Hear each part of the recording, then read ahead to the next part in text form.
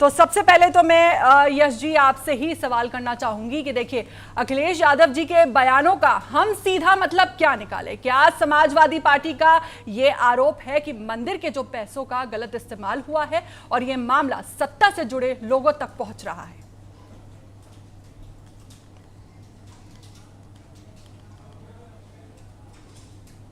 देखिए, मामला बड़ा साफ सुथरा है कि जी। भारतीय जनता पार्टी चीजों को डाइवर्ट करना चाहती हम्म। है, इसलिए उन विषयों से जोड़ते हुए फिर भागते हुए दूसरी चीजों को बात करते हैं। हम्म। कहीं वक्फ बोर्ड की बात करने लगते हैं, कहीं कुछ और बात करने हम्म। लगते हैं, लेकिन बात इस पे नहीं कर रहे कि जांच किस दिशा पे जाए, अपराधी को पकड़ा जाएगा या छोड़ा जाए। हम्म। ये सारे जो लेकिन मामले हैं। एक मिनट यश जी, मैं आपसे ये कहना चाहूंगी कि देखिए सीएम योगी ने तो ये कहा है कि दोषियों को बख्शा नहीं जाएगा। तो क्या मतलब ये जो सीएम योगी ने कहा है कि हम नहीं बख्शेंगे और कार्रवाई होगी, तो आप इसे क्या कहते हैं, सिर्फ एक दिखावा मान रहे हैं?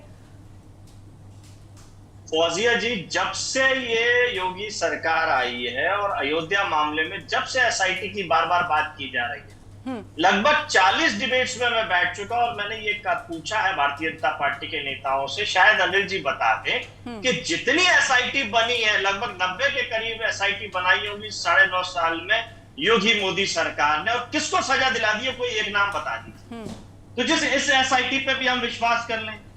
और जो योगी जी कहते हैं वो होता है क्या, तो मैं उस बात को भी मान लूं। अब महिलाओं से अपराध खत्म हो गया, तो क्या उत्तर प्रदेश में अपराध होना महिलाओं के साथ बंद हो गए?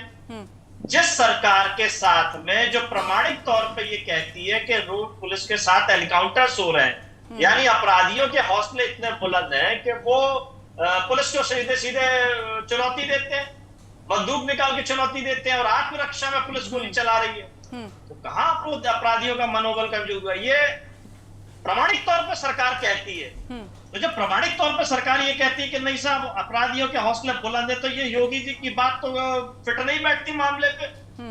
तो या तो वो कहें कि एनकाउंटर नहीं हो रहा, हम झूठे एनकाउंटर कर रहे हैं, और अगर वो कह रहे हैं कि नहीं हम सच्चे एनकाउंटर कर रहे हैं, तो फिर अपराधियों का मनोबल बहुत बड़ा हुआ है।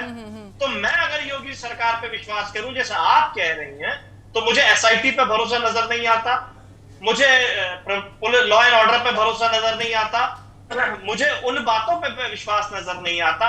980 बार माननीय अखिलेश यादव जी इतनी फुर्सत में तो नहीं होते कि 980 बार किसी से बात करें। आप खुद देखते हैं, लगातार आजकल सोशल मीडिया का जमाना है, हर आदमी अपना मोबाइल चलाता है, लाइव रिकॉर्डिंग सारी चीजें करता है। तो जब माननीय अखिलेश यादव जी एक दिन में लगभग 3-3, 4-4 हजार लोगों से मिलते हैं, क्या आपने कभी उनको फोन पे बात करते हुए देखा है किसी से? तो अगर केवल ये आरोप लगाना कि 9 से 80 बार अपराधी से बात कर ली है उन्होंने, या कोई टिन्नू उनको जानकारी दे रहा था, उसने जो वो टिन्नू जिसका परिवार ये कह रहा है कि हम जनजात आरएसएस वो विश्व हिंदू परिषद के हैं और हमारे तो पूर्वज भी विश्व हिंदू परिषद और आरएसएस के साथ काम करते थे, तो भारतीय जनता पार्टी कहती है नहीं, और विश्व हिंदू परिषद कहता है नहीं, 980 बार अखिलेश यादव जी से बात की थी। तो ये झूठी बातें फैला करके केवल और केवल जो विश्वास, जो आस्था लोगों की प्रभु राम मंदिर से जुड़ी हुई है, उसको तोड़ने का काम ये विश्व हिंदू परिषद का ट्रस्ट और विश्व हिंदू परिषद आरएसएस के लोग कर रहे हैं। जबकि प्रभु राम में ना किसी की आस्था कम हुई है, ना मंदिर में किसी की आस्था कम हुई है। अगर आस्था और विश्वास कम हुआ है तो ट्रस्ट विश्व हिंदू परिषद, आरएसएस और बीजेपी के प्रति हुआ है, और उसको वो ये जोड़ देना चाहती है बीजेपी, आरएसएस, बीजेपी, कि हम ये आरोप लगा रहे हैं कि मंदिर पे लोगों का विश्वास कमजोर हुआ, आस्था कम हुई है। प्रभु राम में आस्था विश्वास, प्रभु राम में और आस्था विश्वास कैसे कम हो सकता है? मैं यहाँ घर पे बैठा हूं और मैंने अगर दर्शन नहीं किए तभी मेरा वही आस्था विश्वास।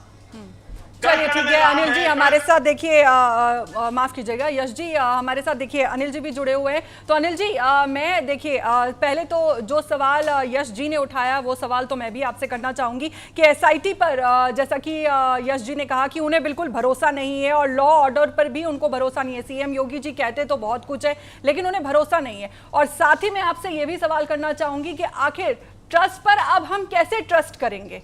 ये जो जनता भी ये सीधा सवाल करना चाह रही है कि रामलला की तिजोरी में, ये रामलला के मंदिर में इतनी बड़ी गड़बड़ी हुई है और किसी को पता कैसे नहीं चला? देखिए अगर एसआईटी बनी है तो उस पे तो ट्रस्ट करना चाहिए। अब इनको एसआईटी पे भी ट्रस्ट नहीं है, पुलिस पे भी ट्रस्ट नहीं है, न्यायालय पे भी ट्रस्ट नहीं है, न्यायिक प्रक्रिया पे भी ट्रस्ट नहीं है, और सबसे बड़ी बात है कि इनके ऊपर ही जनता को ट्रस्ट नहीं है। तो ये खुद ही ट्रस्टलेस हैं, इसलिए इनको किसी के ऊपर ट्रस्ट नहीं हो रहा है। जहाँ तक सवाल है, तो जनता तो आपसे भी सवाल पूछ रही है कि किसी को कानो कान खबर क्यों नहीं हुई है, क्या इतना बड़ा इंटेलिजेंस फेलियर कैसे हो गया? मैं उसी पे आ रहा हूँ मैडम। देखिए, घटना तो घटी है, इससे तो कोई डिनाई नहीं कर सकता है, और तुरंत जो है पता लगते ही माननीय मुख्यमंत्री जी ने एसआईटी का गठन कर दिया। अब अखिलेश जी को थोड़ा सा इंतजार करना चाहिए, थोड़ा पेशेंस रखना चाहिए कि एसआईटी की रिपोर्ट आ जाए, और एसआईटी की रिपोर्ट आने के बाद सब दूध का दूध पानी पानी हो जाएगा। अब ये एसआईटी की रिपोर्ट आने के पहले ही ये जो है कि हम भाजपा को दोषी बनाना चाहते हैं और मंदिर के प्रबंधन को दोषी बनाना चाहते हैं।